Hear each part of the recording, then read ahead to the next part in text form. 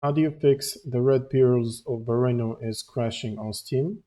So first you want to right click the game in your library, open up the properties window, and in the launch options box in general tab you want to add -dx11 to the launch options. Then go to installed files and verify the game files. And once this is completed, you can close Steam. Next, you will need to open up your GPU app. So for NVIDIA GPUs, you will need the NVIDIA app, where you can go to drivers and check for the latest driver updates and install them from here. And if you're running AMD, you can download and install the AMD software. Next, you'll need to open up your browser and head to this link here, which is going to be in the description.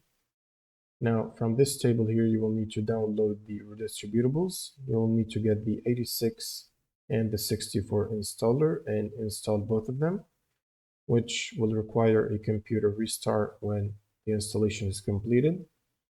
Next, you want to open up Steam as admin. Should right click on Steam and run as admin.